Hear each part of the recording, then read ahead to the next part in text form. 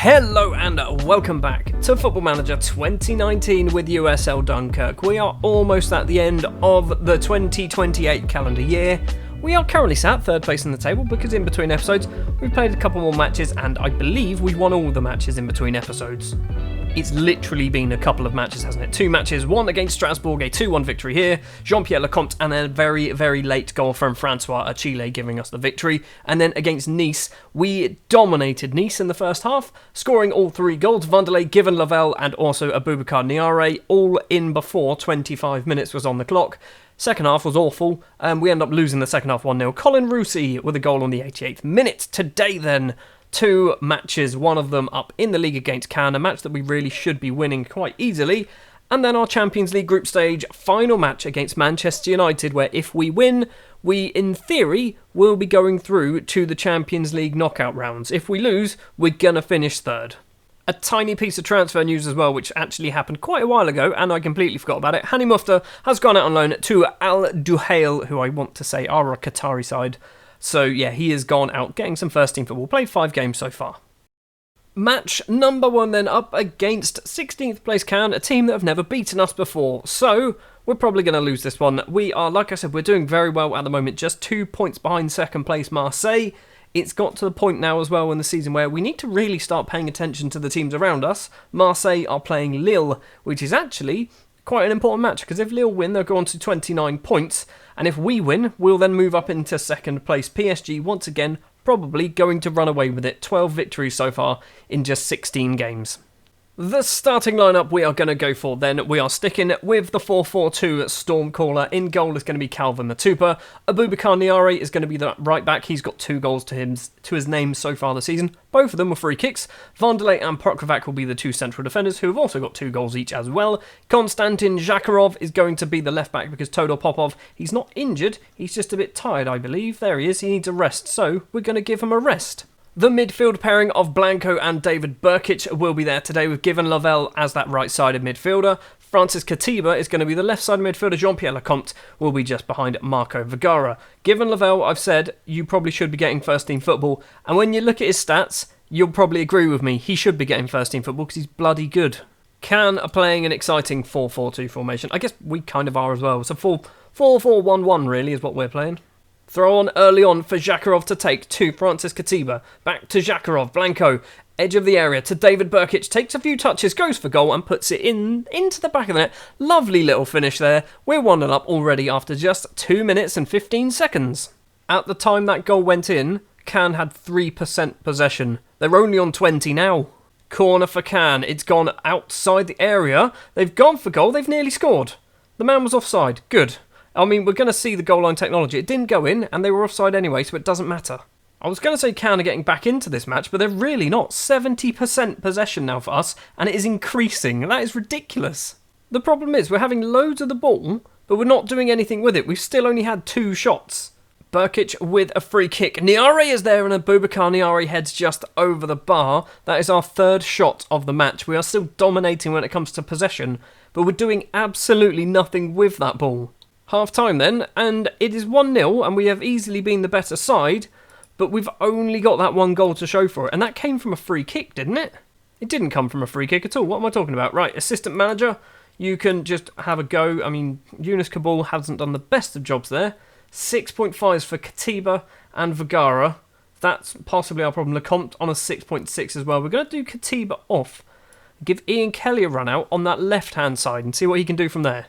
Let's do him as an inverted winger on attack, because he is right-footed.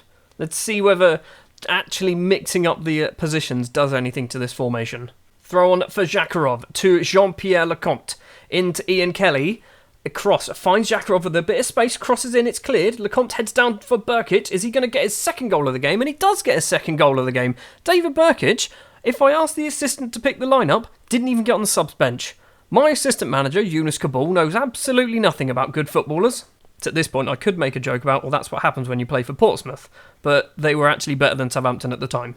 We are approaching the hour mark. We've still got all that possession, but not doing a huge amount with it. Vanderlei forward to Given Lavelle. Plays the ball forward to Vergara. He has to be offside. He's put it in the back of the net. It was a great finish, but it's not going to count. We're going to go to VAR, possibly. And I don't believe this is going to count because he was about 17 metres offside. And that is his last action of the match. We're going to bring on Francois Chile. We've still got one more sub to go in the final 30 minutes, so we'll probably use that to just waste a bit of time. Free kick for Brkic on a hat-trick, and he's hit that just wide of the post. David Brkic could be getting his first hat-trick. He's still got plenty of time to go in this match, and he's doing a great job so far. Brkic once again with a free kick, 15 minutes to play. Pokravac is there. He's gone down. It is going to be a penalty. Hopefully it's going to be a penalty. It is. Is Brkic stepping up to take it? He should be. Here he goes. David Brkic straight down the middle. He picks up his first ever hat-trick, his 5th goal of the season apparently. And David Brkic has won us 3 points. And he's won the hearts of the Dunkerque fans with his penalty and his first ever hat-trick. I'm quite glad that's on camera. That's quite nice. David Brkic's first ever hat-trick on camera against Cannes, away from home as well. Into the final 5 minutes, we're going to do our final substitution. It's going to be given Lavelle off. Nesta is going to be coming on. He is our most natural wide midfielder, and he's still not very good as a wide midfielder. Free kick for Brkic. Is he going to get his 4th? He's hit the bar. And Denis Vavro, I think it's Denis Vavro, manages to clear the ball. It's crossed back in again, and this time it is over the bar from Nestor. Final few seconds then of the match. It is a corner for Cannes. It's towards the penalty spot. It's cleared, not very well. Zakharov can get the ball clear further. The full-time whistle goes, so Cannes are not going to get their corner. And it was the David Brkic show. Only 4 shots on target. 3 of them were David Brkic. Maybe all 4 of them were David Brkic. That victory then keeps us in 3rd place, but interestingly Lille and Marseille drew 0-0, which means we go joint on points with 2nd place Marseille. Lyon are right behind us though because they beat Sochaux 2-0. It is very, very tight at the top of the table. We are still a fair old distance away from PSG. It's safe to say that PSG are probably winning this season, and we're not even halfway through yet. Up next then, it is the visit of Manchester United. If we have a look at the group at the moment, we are currently sat in 3rd place, joint on points with Juventus. Basically, we just need to beat Juventus' result. If they lose to Sevilla and we draw, we will go through. If they draw with Sevilla and we beat Manchester United, we will go through. Basically, we need to hope the Juventus don't win and we can actually get something against Manchester United.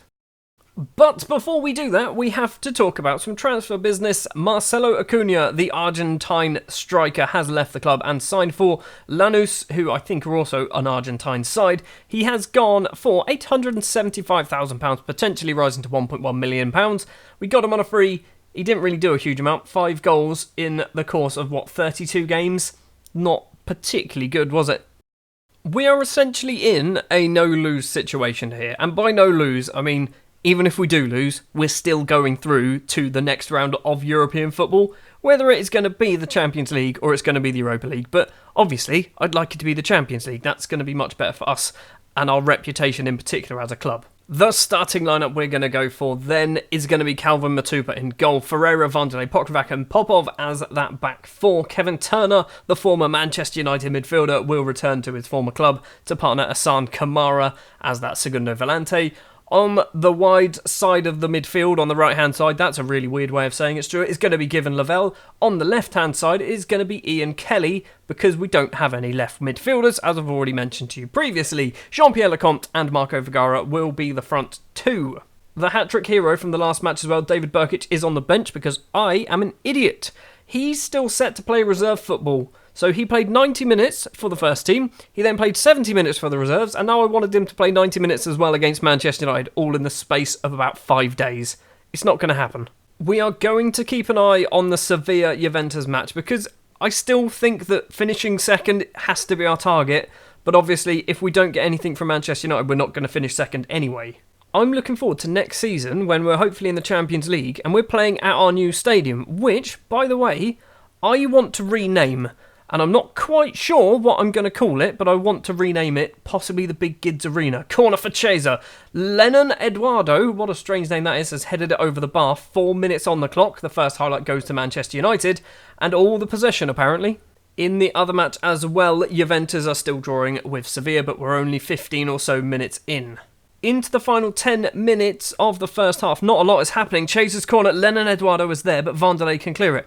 Landes to Chaser once again. Kamara can head it clear, but not very well. Lennon Eduardo to the corner taker. Landes and Lennon Eduardo passing it around between the pair of them. Almendara, maybe? Colin, I can say that one.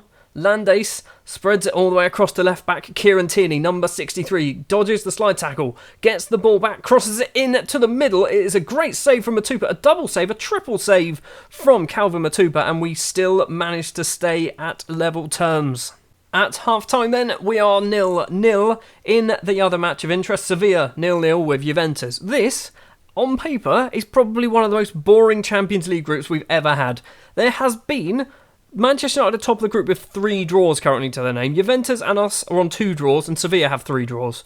There's so many draws going on in this group, it's ridiculous. Yunus Kabal's team talk was pretty appalling, if I'm perfectly honest. Do we try and mix it up a little bit? Do we do it? Is this the thing that we do to try and actually trick Manchester United into a full sense of security and in the second half beat them 3-0?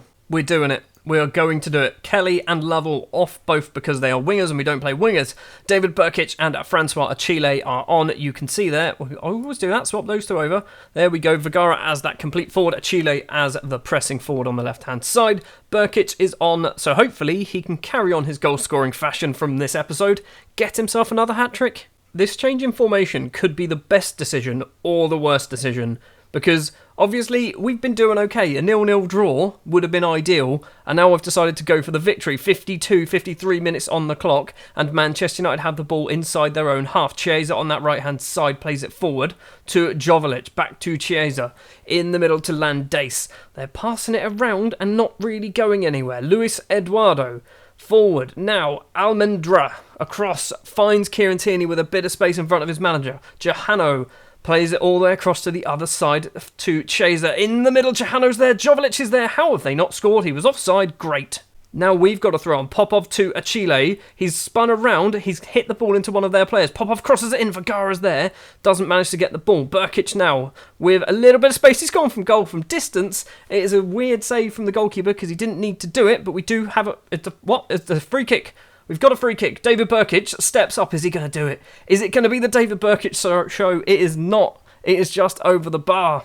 With 25 minutes left to play, United have a free kick and their effort goes wide of the post. It is still 0-0 here. It is still 0-0 between Sevilla and Juventus. If we can just nick a goal, or Sevilla can just nick a goal, Sevilla have just nicked a goal. If it stays this way now, we're going through. Great save from Matupa. Popov can smash the ball off the pitch. If it stays like this now, we are going through to the Champions League knockout rounds. Throw on for United. Pike Perkins, what a strange name. Brkic heads clear, only as far as Tierney. In the middle, they've got loads of space, and Agustin Almendra has managed to smash it into the back of the net. And now we need to find a goal, or we need Sevilla to score like 9. Juventus have just equalised. It's not looking good now. We need to find 2 goals. Going to give them a show, some passion. We've done a lot better in this match than we did in the last match against United. Still can't seem to score a goal against them though. It is going to be a 1-0 defeat against Manchester United. Juventus are going to be picking up a solitary point against Sevilla. So it means we are going to finish 3rd in our group, but we are going to be picking up Europa League knockout round football. And maybe we can set our sights on winning that competition. We're not. We can't even win the bloody French Cup, can we? So how are we going to win the Europa League?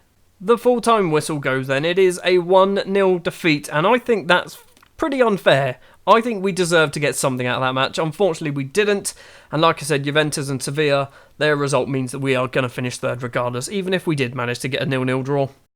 So there you have it then. We do finish 3rd place in our group with 7 points. I think in our first ever Champions League group stage, we have done bloody well. We have done better than Ajax, Bayer, Copenhagen, Sevilla, Shakhtar. Who else have we done better than? Ghent, Spartak Moscow, almost Porto, Club Brugge. We've done better than them. Besiktas and Malmo.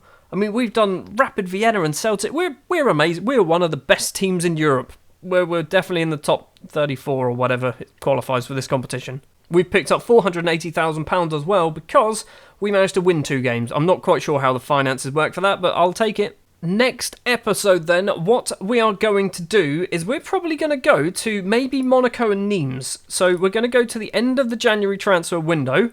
And then, because basically I don't want to go a little bit any further than that because we'll be straight into the Europa League. And I want to know who we're going to be playing. So yeah, we're going to go Monaco, Nimes. There'll be a transfer window with 4, maybe 5 matches because I think we get the Coupe de la Ligue match as well if we beat Lille. Lens, whatever, however you say it. This draw happens on the 11th of December. That is 5 days away, which means we're going to go forward until the 11th of December to see who we're going to be playing in the Europa League. We're not quite at the Europa League draw, and some more matches have taken place. Only 4 teams didn't play, us, PSG, Nantes and Nimes, and we're still in 3rd place. So, it looks like Marseille didn't manage to win. They did not. They lost 2-1 to Lens. Lyon also losing 2-0 to Le Havre. Monaco must have picked up some points. Yes, they did against Montpellier, so they've closed the gap. But now, we have the opportunity to go 3 points clear in 2nd place if we win our game in hand. That is massive. Here we go then, Europa League first knockout round. If we have a look at the teams that we've got to choose from, I say choose, we don't get to choose. If we got to choose, we would have a nice little easy run till the final. There's some very good teams in there. All of the French teams have dropped into this by the looks of it, apart from PSG. Right, we are going to just click the draw next team until we get something of interest. Villarreal versus Tottenham. Guimarães versus Arsenal. Good, because I was never going to pronounce their name properly. Wolfsburg versus Athletic Bilbao, Ludogorets. FC Red Bull Salzburg, Olympiacos versus Torino, Feyenoord versus Lens, Young Boys versus Roma, Anderlecht versus Dynamo Kiev, Basel versus Rennes, Panathinaikos, I think, versus Lazio, Bayer versus Lyon. Okay, we're down to the final 8. Now looking at the teams there, we've got Ghent. Could we be playing up against Daniel Gerrits, who is currently out on loan at Ghent, Porto, Schalke, Besiktas, Marseille, which we don't want, Rapid Vienna, and Sporting. We don't have Schalke or Marseille, that is good. We don't have Rapid Vienna or Porto. It could be the Daniel Gerrits derby. Besiktas versus Sporting. It is the Daniel Gerrits derby in the Europa League, and we are going to be away for the first leg. So we are going to be up against AA Ghent then, the Belgian champions? They're probably not Belgian champions if they are. I mean, we can never tell because I don't ever seem to have their leagues on. Can we even find out? They are the Belgian champions, apparently. They won the league last season, but they're already in the Europa League. And it will be the Daniel Gerrits derby, although I don't know whether he's able to play against us. Can we find that out? There are no clauses, so he can play against us. Can be recalled, can play in cup matches. So yeah, Daniel Gerrits is most likely going to be playing against us in the Europa League. That's not good, because he's a very good goalkeeper. In fact, he's a bloody good goalkeeper. Why did I loan him out? Hold on. He's just as good, if not better, than Calvin Matupa. He's actually better. He's better aerially, shot stopping, speed, and mentally. So yeah, he's basically a Belgian Calvin Matupa, or is Calvin Matupa a South African Daniel Gerrits? I don't know. That is going to do it then for this episode. Thank you very much for watching. We did manage to see a David Brkic hat-trick and a defeat against Manchester United and knocking out of the Champions League. We will be up against AA Ghent in the Europa League first knockout rounds, but next episode is going to be Monaco and Nimes. It might be Nimes and Marseille, I'm not quite sure. Thank you very much for watching. If you did enjoy, if you wouldn't mind leaving a like, if you want to see more, hit the subscribe button, and I'll be back next time.